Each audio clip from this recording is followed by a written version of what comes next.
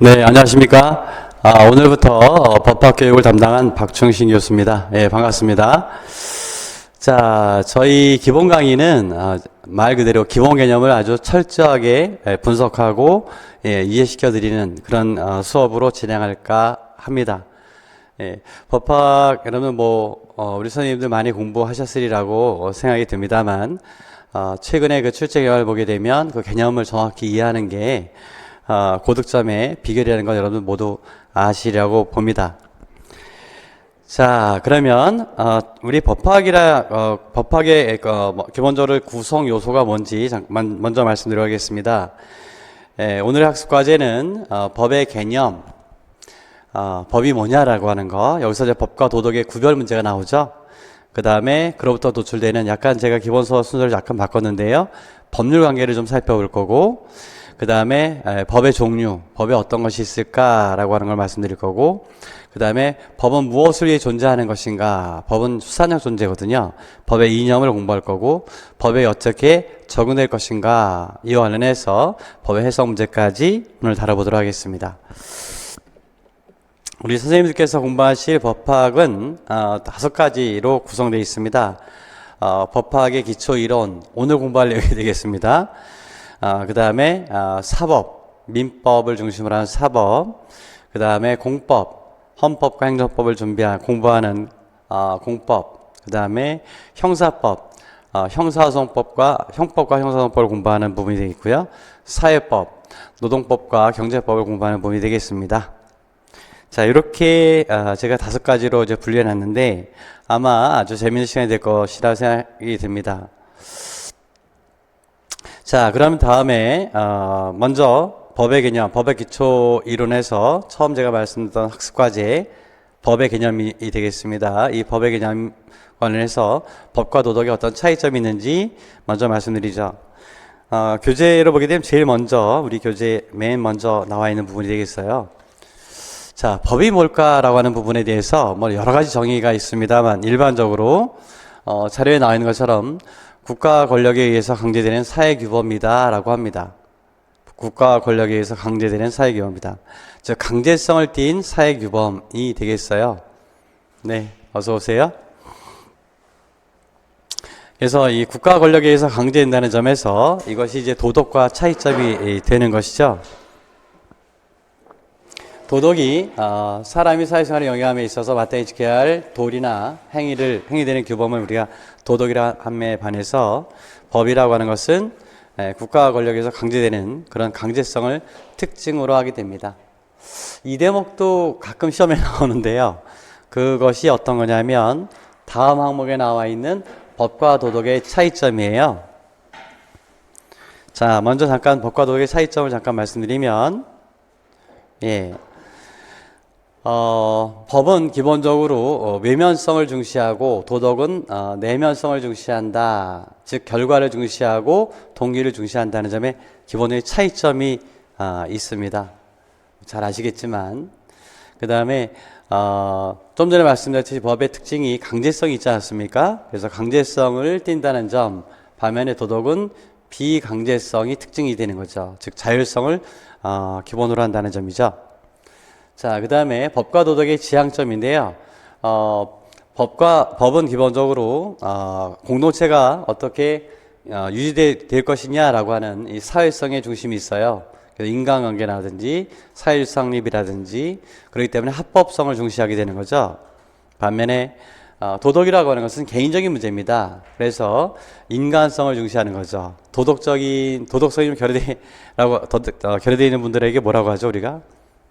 인간이 덜 됐다라고 하지 않습니까? 예. 그래서 도덕은 인간성에 중심을 줬어요. 그래서 인격의 완성, 그래서 합법성에 대비해서 본다면은 도덕성을 중시한다라고 합니다. 그 다음에 이제 기본적으로 내용상의 차이가 되는데요. 법은 우리가 좀 이따 공부하겠습니다만 권리와 의무의 관계입니다. 법률 관계 자체가 권리와 의무의 관계예요. 반면에 내가 권리만 있고 의무만 부담하는 것이 아니라 권리를 갖는다면 의무도 부담한다, 이런 얘기가 됩니다. 반면에 도덕은 일방적인 의무예요. 즉 권리는 없고 의무만 있다. 이게 도덕의 차이점이 되겠습니다. 자, 그 다음에 조직적인 점이냐 비조직적인 점이냐의 차이가 있는데, 법은 완전히 그 완결된 어떤 체계를 갖고 있는 거죠. 조직규범이 됩니다. 반면에 도덕이라고 하는 것은 국가에 의해서 지도되는 것이 아니잖아요. 그래서 비조직적이라고 합니다. 즉 종교기관 등 사회단체에서 사회 자체가 갖고 있는 규범이 되는 것이죠. 조직화되어 있지 않다. 자, 이거는 우리 시험 문제에서 단답형 문제 있지 않습니까? 단답형 문제로 가끔 나와요. 뭐 아주 뭐 어려운 개념은 아닙니다만, 첫 번째 출제 포인트다. A급은 아니고 한 B급 내지 C급 정도 되는 차이점이니까 시간 날 때 한번 봐주시면 됩니다. 우리 선생님들 충분히 정답 찾는 데는 정답을 기재하는 데는 어려움이 없는 그런 부분이 되겠습니다. 자, 이건 지금 당장 안 외우셔도 되고요. 자, 두 번째로 이제 법률관계에 대해서 한번 살펴보도록 하겠습니다. 법률관계. 저희가 학습과제가 뭐라 그랬죠? 학습과제가 이거예요. 법의 개념을 좀 알아두자. 법은 강제규범이다 라고 하는 거, 국가기관에 주된 강제규범이다 라고 하는 점 우리가 알았고요. 두 번째는 이제 법률관계예요. 그래서 법률관계를 우리가 좀 공부하게 될 텐데, 이 개념부터 정리해 본다면, 법률관계라고 하는 말은 법률에 의해서 규율되는 생활관계다라고 해요. 우리가 사람이 살아가면서 일정한 생활관계를 형성하고 유지하게 되는데, 그 중에서 법에 의해서 규율되는 생활관계를 우리가 법률관계라고 하게 됩니다. 앞서 얘기했던 것처럼 이 법률관계는 권리와 의무로 구성되어 있다라고 말씀드렸었죠. 그래서 권리와 의무를 그 내용으로 하게 됩니다. 그 중에서 권리라고 하는 말이 뭐냐? 개념적인 요소로서 권리가 등장했죠. 권리라고 하는 것은 일정한 이익을 향유하기 위해 법에 의해 주어진 힘이다. 역시 권리 개념도 굉장히 다양한 개념 정의가 있어요. 그런데 일반적으로 받아들여지고 있는 견해가 이른바 권리 법력설이라고 하는 건데, 권리 법력설에 따르는 권리 개념입니다. 일정한 이익을 향유하기 위해 법에 의해 주어진 힘이다. 여러분들이 주목하실 것은 첫 번째 이익이에요. 그 이익이라고 하는 것은 크게 공익도 있고 사익도 있죠. 그렇지만 권리가 되기 위해서는 사익, 즉 개인적인 이익을 말합니다. 여기서는 개인적 이익입니다. 다시 말하면 사익을 말하는 거예요. 일정한 이익을 향유하기 위해 법에 의해 주어진 힘이 됩니다. 자, 이 힘이 뭐냐에 따라서, 어떤 힘을 우리 법이 인정해 주고 있느냐에 따라서 권리의 내용은 달라져요. 그것이 좀 이따 말씀드리게 될 권리의 분류에서 제가 말씀드리도록 하겠습니다. 반면에 의무는 일정한 행위를 하거나 하지 않아야 할 법적 구속입니다. 즉 하거나, 이건 자기 의무가 되어 있고요, 하지 않거나 부자기 의무가 됩니다. 물론 해야 할 의무로 보게 되면 자기 의무만 있는 것이 아니라 어떤 의무도 있느냐 하면 급부 의무도 있어요. 그래서 구체로 보게 되면 자기 의무도 있고 급부 의무도 있고요, 하지 않아야 될 것으로 보게 되면 수인 의무도 있고 그 다음에 부자기 의무도 있어요.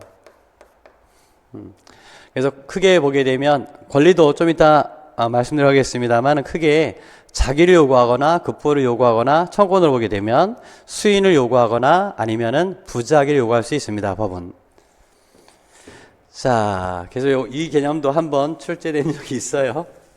그래서 정답이 의무였었는데 그 의무를 뭐라고 할 거냐, 일정한 행위를 하거나 하지 않을 법적 구속을 뭐라고 하느냐, 이렇게 물어본 적이 있습니다. 최근에 2023년인가요? 4년, 2년인가 이렇게 한번 출제한 적이 있습니다. 그래서 요 기본적인 개념도 일단 알아두시고, 여기서 이제 결국 법률관계라고 하는 것은 법률에 의해서 규율된 생활관계다 라고 말씀드렸는데, 한번 사례를 한번 볼까요?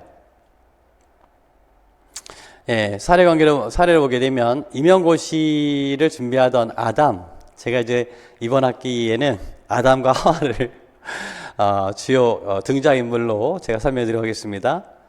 아담은 박물관 임용학원에 등록을 했습니다. 이 경우 아담과 박물관 임용관계는 뭘까? 이건 당연히 법률관계가 돼요. 이건 법률관계 됩니다. 반면에 임용고시를 준비하던 하와는 지하철 안에서 출산을 얼마 앞전 임산부가 심리에 서 있는 것을 빠졌네요. 것을 보았습니다. 이 경우 아담과 임산부의 관계는 어떻게 될 것인가? 이거는 법률관계가 아닌 거죠. 네. 어떤 의미인지 충분히 이해하시겠죠? 그래서 법률관계가 된다면은 권리가 발생하고 의무도 부담하게 되는 이런 관계가 되는데, 뭐 이 경우에 이건 사실은 또 도덕의 문제가 되겠죠, 이거는요. 비법률관계가 됩니다. 그래서 법률관계라고 하는 것은 권리와 의무의 관계다라고 생각하시면 틀림이 없어요.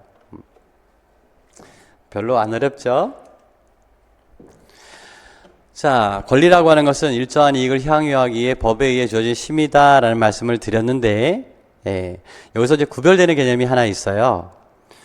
우리 교재를 보게 되면 제가 순서를 약간 바꿔서 혼동하실지 모르겠지만 그 뒤에 제가 소개해 놨습니다. 우리 교재를 보게 되면은 18면에 구별 개념이 소개되어 있는데 그때 같이 한번 보시면서 이것도 한번 시험에 나온 적이 있습니다. 권능, 권한, 권원. 그래서 권리와 구별되는 개념으로서 권리라고 하는 것은 일정한 이익을 향유하기 위해 법에 의존의 힘이다라고 했는데 권능은 뭘까? 권리의 내용을 말합니다. 권리의 내용, 즉 권리에 속해 있는 개별적인 심, 법률상의 심, 개개의 법률상의 심, 이것을 우리가 권능이라고 합니다. 예를 들어서 소유권이라고 하는 권리가 있다면 소유자가 갖고 있는 소유권을 갖고 있는 권리가 소유권이라고 한다면 소유권은 이건 권리예요. 얘는 권리인데 이 권리 안에 권능이 들어 있습니다. 우리가 그림으로 보게 되면 이렇게 되겠죠. 여기 권리가 있다면 권리 안에 권리의 내용이 있을 거 아니에요. 이런 권능, 이런 권능, 이런 권능이 있다랍니다. 얘네들은 권능이라고 해요. 권능. 그래서 어떤 권능이냐? 사용, 수익, 처분할 수 있는 권리라고 하지 않고 권능이라고 합니다. 그것은 내가 그 권리의 객체, 소유권의 객체를 내가 원하는 대로 사용, 수익, 처분할 수 있는 힘을 우리가 권능이라고 한다.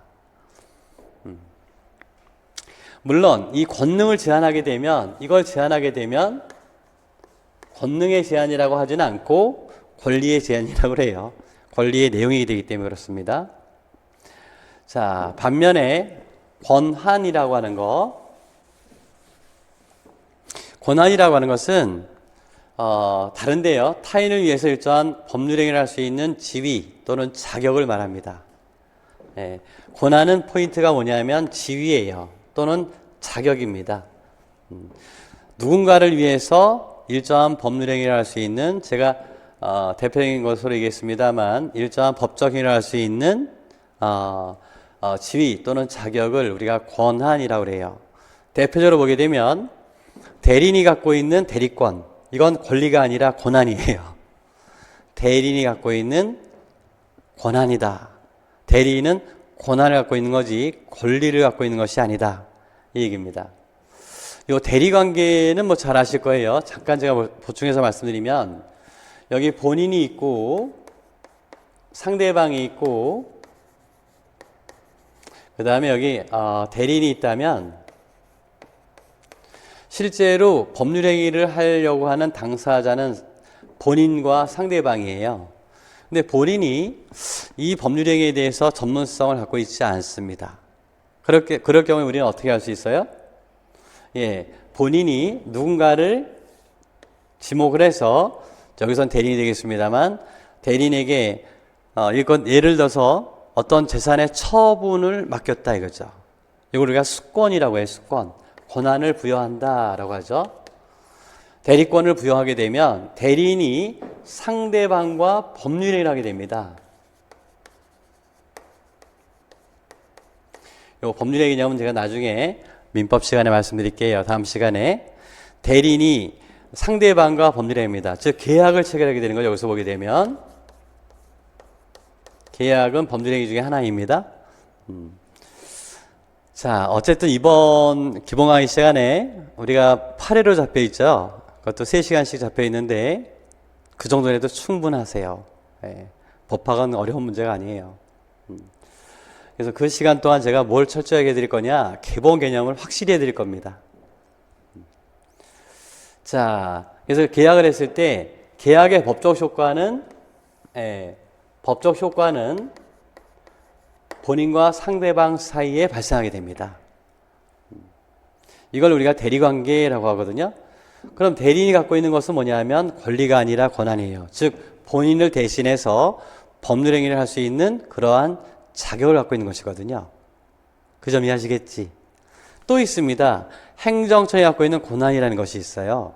대통령의 권한도 역시 마찬가지인데 국회의 권한도 마찬가지고요. 이거 우리 공법 시간에 공부할 건데 이거 한번 먼저 말씀드릴까요?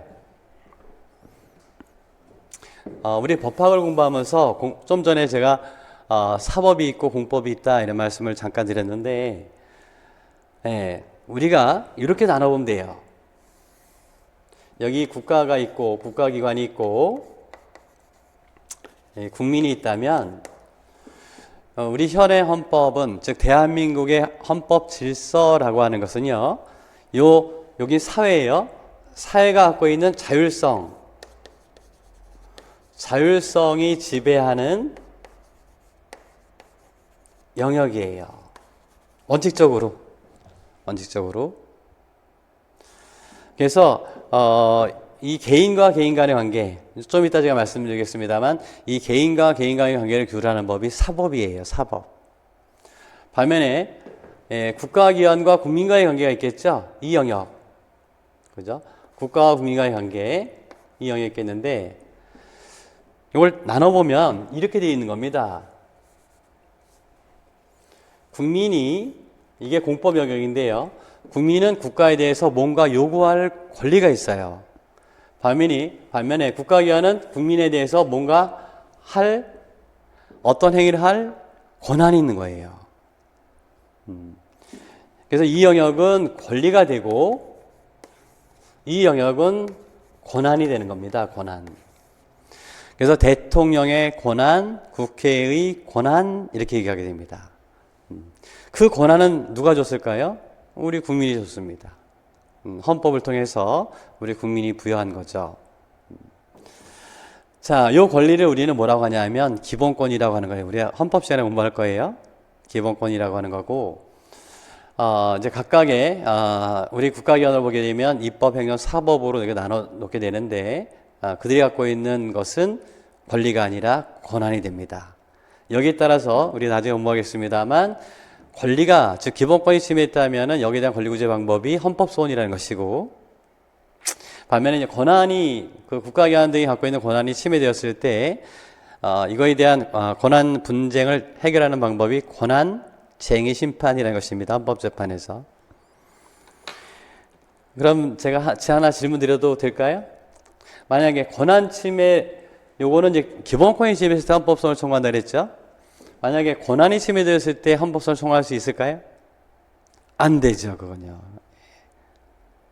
이제 그러니까 권리와 권한의 차이점 이해하시겠죠? 네, 그렇습니다.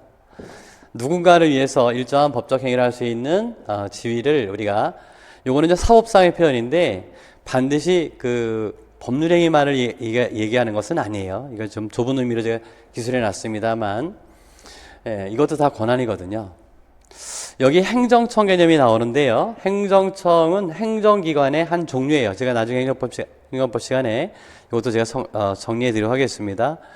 행정기관 중에, 즉 쉽게 말하면 국가가 있다면 이것도 정리해 드려 볼까요? 여기가 국가가 있다면 국가를 구성하는 기관이 있겠죠.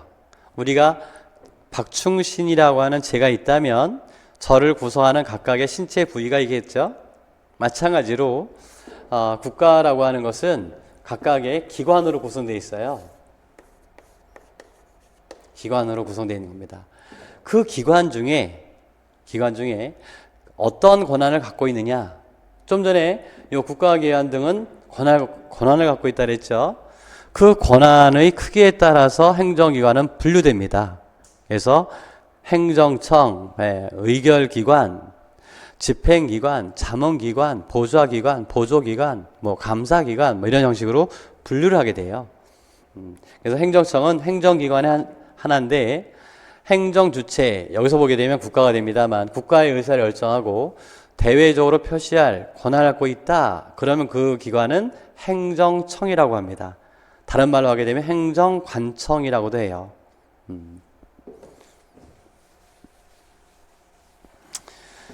지금 당장은 모르셔도 됩니다. 네.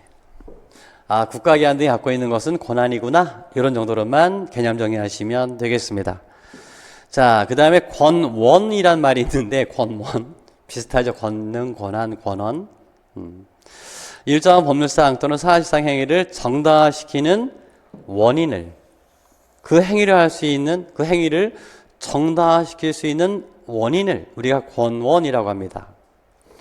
여기 하나의 예를 소개해 놨는데, 자, 여기는 이 땅은 갑소유예요. 갑소유의 땅에 누군가가 건물을 신축하는 겁니다. 여기다가 건물을 신축해요. 생각해 보시면 남의 땅 위에다가 건물을 지을 수 있나요? 없죠. 네. 그러면 소유권을 침해하게 되는 거 아닙니까? 그럼 불법 행위가 돼요. 우리 예를 들어서 내가 주차할 공간인데 다른 사람이 거기다가 차 세워만 놔도 다툼이 나지 않습니까?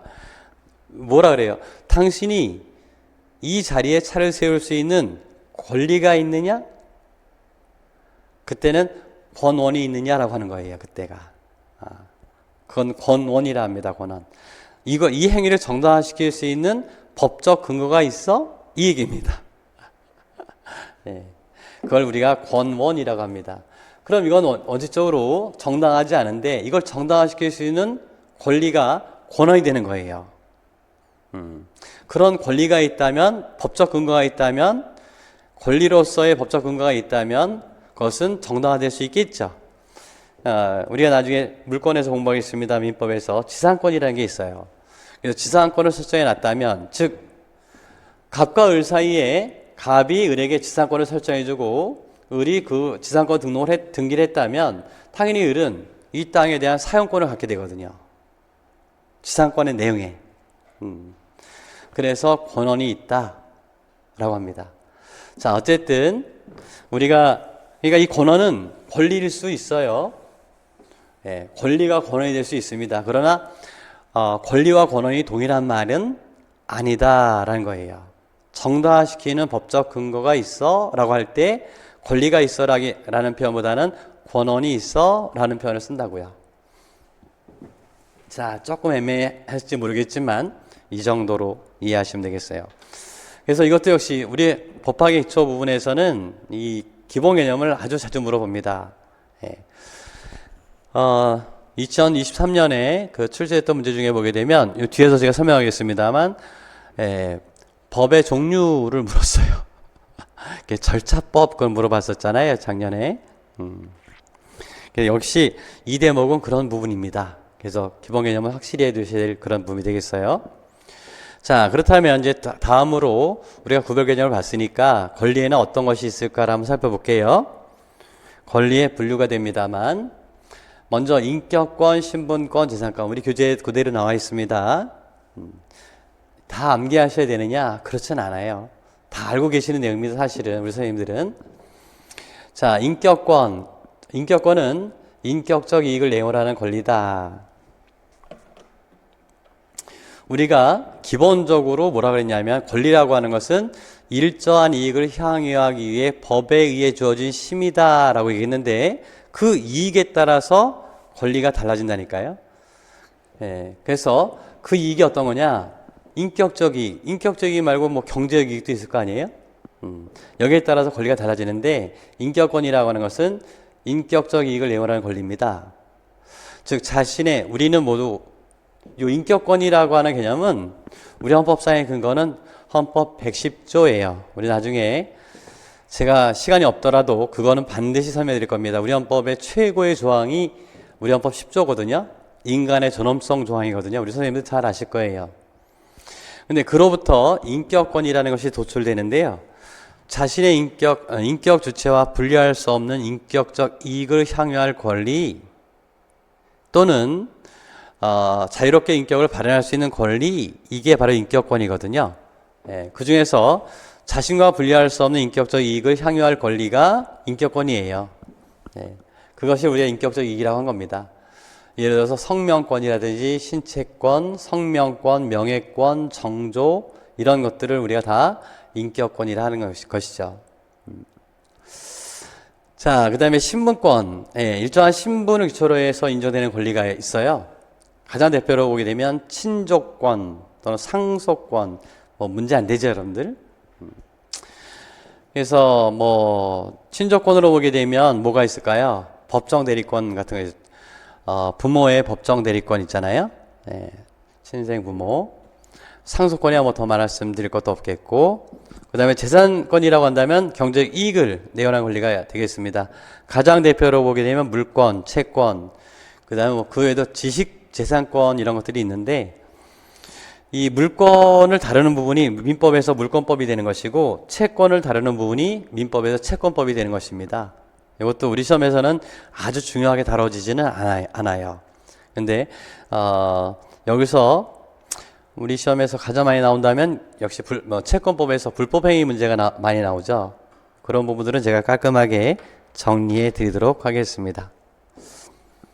자, 그 다음에 또 어떤 분류가 있냐면 지배권과 청구권이라는 것이 있습니다.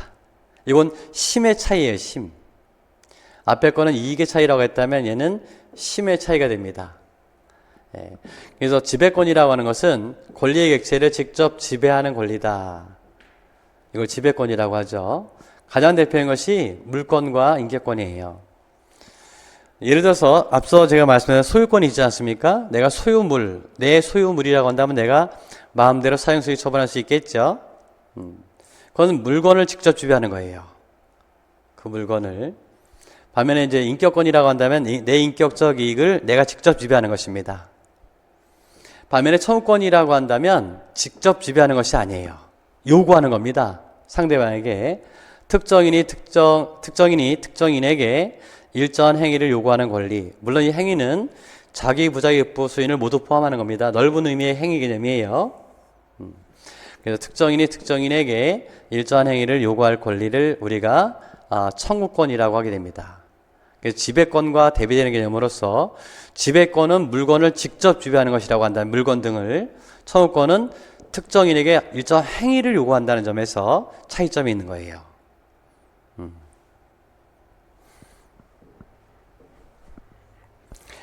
자, 여기에 대표적인 것이 바로 이제 채권이 됩니다. 채권이 가장 대표적인 청구권이 되겠습니다. 채권이고 청구권이냐 이렇게 얘기할 수 없습니다만, 채권은 청구권의 성질을 갖고 있는 거죠. 청구권의 성질을 갖게 됩니다.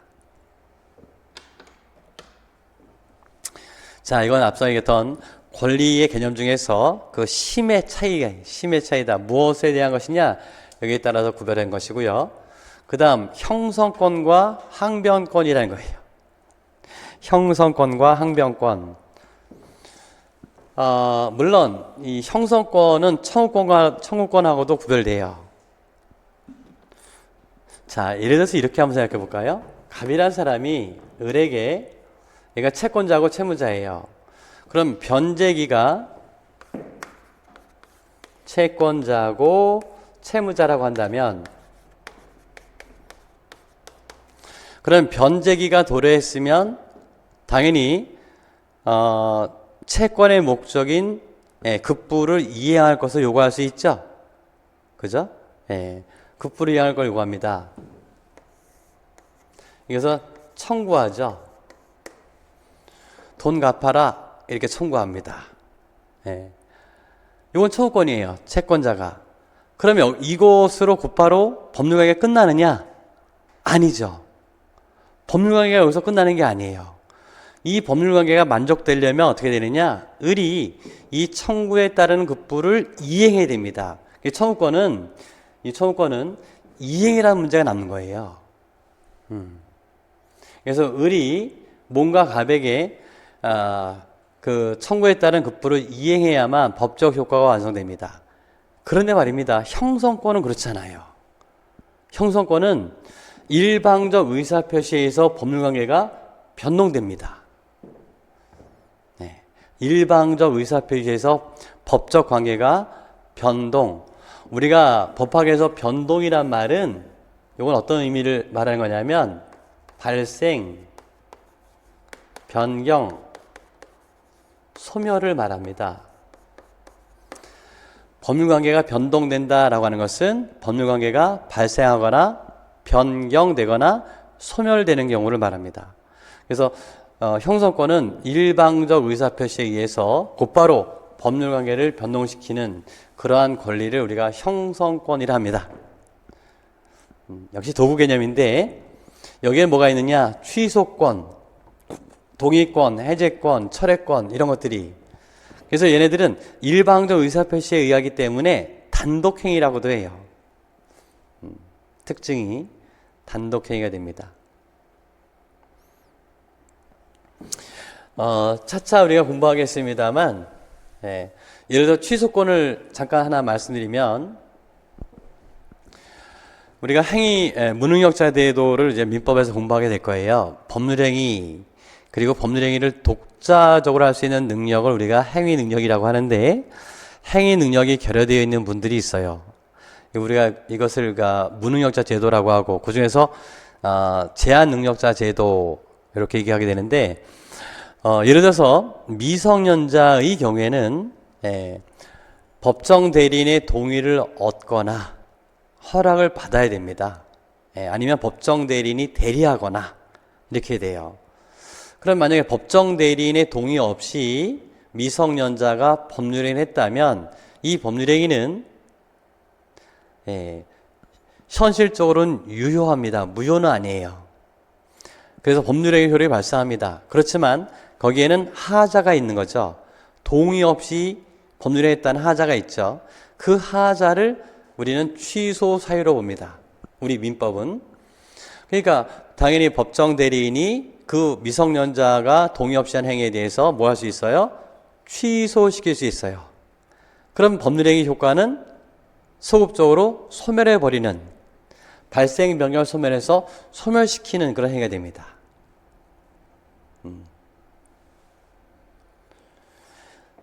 자, 반면에 그런 하자가 있는 행위에 대해서 동의권이라고 하는 것은 그거예요. 사후적으로 동의해 줄 수 있습니다. 법정 대리인이. 그러면 얘는 완전하게 유효한 행위로 변모하게 되는 거죠. 이걸 우리가 동의라고 합니다. 해제권은 이제 계약에서 나오는 거예요. 그래서 일정한 해제 사유가 발생하게 되면, 그런데 법정 해제권이라고 하는 것은 이제 채무불이행인데요. 채무불이행이 발생했다. 그러면 계약 당사자가 채무불이행을 한 당사자에 대해서 뭐라 할 수 있느냐? 계약의 해제를 청구할 수 있습니다. 근데 해제권이 청구권이 아니라 이거 계약 해제해줘요 라고 청구하는 것이 아니라 청구권, 해제권을 발동하게 되면 그 계약은 원칙적으로 소급해서 무효가 되어버립니다. 뭔지 아시겠죠? 그래서 여기에 키워드는 뭐라고요? 일방적 의사표시에 의해서 법적 효과가 곧바로 변동되더라. 이게 청구권과 차이점이 있더라. 이런 얘기죠. 자, 그 다음에 항변권이라는 것이 있어요. 항변권. 자, 우리 선생님 추우세요? 좀 추워요? 그럼 제가 요 쉬는 시간에 반면 항변권이라고 하는 건데 이거 뭐냐면 좀 전에 얘기했던 청구권 있지 않습니까? 누군가가 요구했을 때 채권자가 돈 갚아라 라고 얘기했어요. 자, 이거를 거부할 권리가 있는데 그걸 우리가 항변권이라고 그래요. 예를 들어서 동시행의 항변권인데 이거 뭐냐면 너부터 갚아라 이런 얘기예요. 같이 이행하자는 거지. 채권자와 채무자가 상대방에게 반대급부를 부담하는 연관관계에 있는 반대급부를 부담하고 있는 이걸 계약을 우리가 뭐라고 하냐? 쌍무계약이라고 하거든요. 그럼 일방 당사자만 지급해 줄 수는 없지 않습니까? 그러니까 뭐라고 하느냐? 같이 이행하자라고 하는 거죠. 그러면 이게 어떤 효과가 발생하느냐? 동시행의 항변권을 주장하게 되면 피고가, 즉 채무자가 일방적으로 패소하지 않습니다. 그래서 다시 말하면 그 자체 동시행의 항변권을 행사하는 동안은 채무 불이행이 되지 않아요. 그래서 채무 불이행에 따르는 법적 효과, 즉 손해배상 책임을 부담하지 않는 그런 효력이 있어요. 자, 이게 항변권이에요. 하나의 예를 들어 말씀받고요. 우리 시험에서 여기까지는 구체적으로 동시행의 항변권이 뭐냐를 묻지는 않을 겁니다. 그렇지만 개념은 물어볼 수 있다. 이건 무슨 권리일까? 이건 항변권이라고 한다. 자, 이건 뭐라고 할까? 형성권이라고 한다. 이런 개념이 우리 선생님들 시험 문제로 충분히 예상할 수 있는 문제라고 저는 생각이 듭니다. 이게 안 나왔거든요. 이런 것들이 지금 아직 안 나온 개념들이에요. 이 앞에 거는 나왔는데, 그렇다면 이게 나왔다면 이것도 물어볼 수 있다라는 거예요. 그러니까 틀리라고 하는 문제가 아니라, 선생님들 우리 시험 문제는 절대 어렵지가 않아요. 그 개념을 정확히 알아주시면 아주 쉽게 고득점할 수 있는 그런 부분이 됩니다. 자, 그 다음에 절대권과 상대권인데요. 이거는 효력의 문제입니다. 즉, 그러한 권리가 누구에 대해서 주장할 수 있느냐, 아니면 특정인에 대해서만 주장할 수 있느냐, 여기에 따른 구별이에요. 권리의 상대방의 문제거든요. 그래서 모든 사람에게 주장할 수 있다면 절대권이라고 하고, 특정인에 대해서만 주장할 수 있다면 상대권이라 합니다. 자, 소유권은 내가 소유권 등기를 해놨잖아요. 그러면 이건 누구에 대해서도 소유권을 주장할 수 있어요. 그래서 물권은, 인격권은 이건 절대권이 되는 것이고, 반면에 상대권은 채권이 가장 대표적인 것인데, 채권은 특정인과 특정인 관계에서만, 특정인이 특정인에 대해서만 주장할 수 있어요. 채무자, 예를 들어 채무자가 사망을 하셨다. 그럼 채권자가 그 상속인에게 피상속인의 채무를 이행할 것을 청구할 수 있느냐? 없습니다. 원칙적으로. 물론 상속재산이 남아있다면 청구할 수 있겠지만 그 범위 내에서는 비록 부모님의 채무라 하더라도 그 직계 비속이 직계 존속의 채무를 승계하지 않습니다. 그건 채권 자체가 그런 성질을 갖고 있기 때문에 그래요. 채권이라고 하는 권리는 상대적 권리이기 때문에 이것이 그냥 당연하게 승계되지 않습니다. 당연하게 승계되지 않는다. 물론 상속재산이 남아있다면 그거에 대해 청구할 수 있어요. 자, 그것도 어렵지 않죠. 절대권과 상대권. 그래서 이게 이제 물권의 특징이고 이게 채권의 특징이다, 이렇게 말씀드릴 수 있겠습니다. 마지막으로 하나 더, 권리는 말이에요. 아까 소유권에서 말씀드리기를 어떤 말씀이에요? 권능이 있는데 사용하고 수익하고 처분할 수 있다. 처분이라고 하는 것은 뭐냐면 양도할 수 있다는 것이거든요. 그런데 권리 중에 양도할 수 없는 게 있어요. 양도할 수 없는 거. 물론 양도할 수 있기도 하지만 양도할 수 없는 게 있습니다. 그걸 우리가 뭐라고 하느냐? 일신 전속적 권리라고 합니다.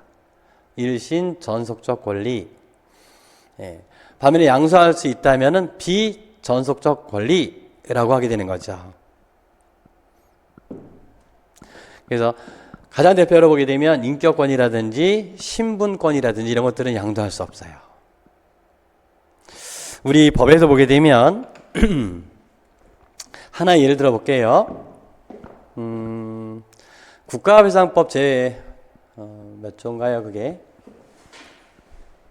조문은 정확히 기억이 안 납니다만 공무원 등이 갑에게 불법 행위를 했어요. 직무상. 그래서 갑에게 손해가 발생했다. 그러면 갑은 국가 등에 대해서 손해배상을 청구할 수 있게 되는데, 이 손해배상을 청구할 수 있는 권리가 국가배상 청구권이에요. 그런데 말입니다. 이 국가배상청구권을 그럼 양도할 수 있을까? 양도할 수 있는 게 있고 양도할 수 없는 게 있어요.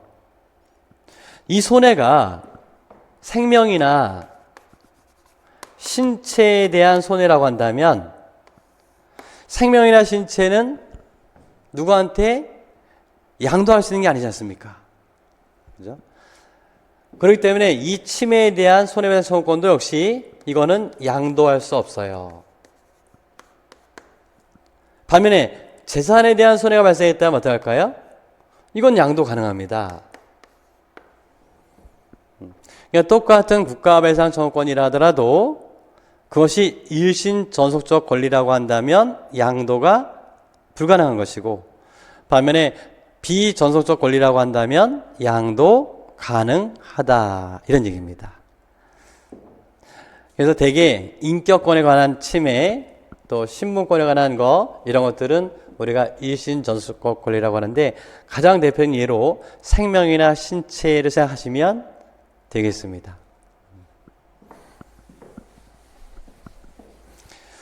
자, 반면에 이제 일반적으로 재산권이라고 하는 거 있지 않습니까? 경제적 이익을 향유할 권리인 재산권은 양도 가능하다라고 합니다. 양도 가능하다. 물론 재산권이라고 해서 다 압류할 수 있느냐? 안 되는 것도 있어요. 네, 재산권이라 하더라도 여러분 공무원 연금 수급권 있지 않습니까? 그 공무원 연금 수급권은 양도할 수 없어요. 공무원 연금 수급권. 공무원 연금 수급권 재산권의 성질도 있거든요. 되게 이상하죠, 그죠? 예를 들어서 갑이 공무원인데 을에게 돈을 빌려서 이건데 1억을 빌렸다. 근데 1억을 빌려줬는데 1억을 갚지 않았어요. 근데 을이 공무원입니다. 나중에 이 사람이 퇴직을 했습니다. 그럼 퇴직연금을 받겠죠, 그죠? 돈을 안 갚으니까 갑이 이 연금을 압류하고 싶은 거죠. 근데 이걸 못 한다고요. 분명히 연금 수급권은 재산권의 성질을 갖고 있지만 이걸 인정하지 않습니다. 그래서 재산권이라고 해서 무조건 다 양도할 수 있다, 압류할 수 있다, 이렇게 생각하시면 안 돼요. 이거는 이제 기본적으로 연금제도의 기본적인 취지 때문에 그렇습니다. 물론 헌법재판소가 이것도 좀 문제가 좀 있다, 합헌이긴 하지만 좀 문제가 좀 있다라고 판시한 바가 있는데, 그 이후에 그 연금법이 어떻게 개정되는지는 제가 확인하지 못했어요. 여기까지만 일단 하나 받으시고,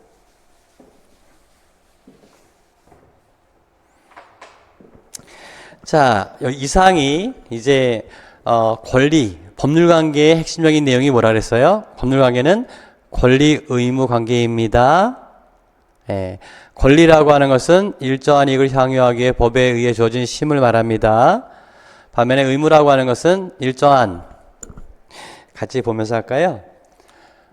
일정한 행위나 행위를 하지 않을 뭐를 말한다고요? 법적 구속을 말한다라고 말씀드렸어요. 이 권리에는 어떤 것이 있을까? 이 권리의 분류에 대해서 우리가 살펴본 바 있습니다. 살펴본 거예요, 막. 그래서 권능과, 기본적으로 권능과 권한과 그 다음에 권원이라는 개념을 우리가 한번 구별해 두자라고 하는 거, 한번 최근에 기출된 적이 있다는 거, 그 다음에 권리의 분류로 보게 되면 인격권부터, 이거는 이제 어떤 이익이냐에 따라 구별한 것이라 그랬어요. 그리고 효력, 즉 힘에 따른 구별이 되겠고요. 관련된 문제입니다, 여기까지. 그 다음에 효력이 미치는 범위, 상대방에 따라서 분류한 것이 되겠고요. 그 다음에 양도 가능하냐, 가능하지 않느냐의 문제였었다. 이렇게만 정리를 해주시면 좋을 것 같습니다. 자, 그럼 우리 선생님들 잠깐 쉬었다가 이제 법의 분류로, 법의 분류에 대해서 한번 살펴보도록 하겠습니다.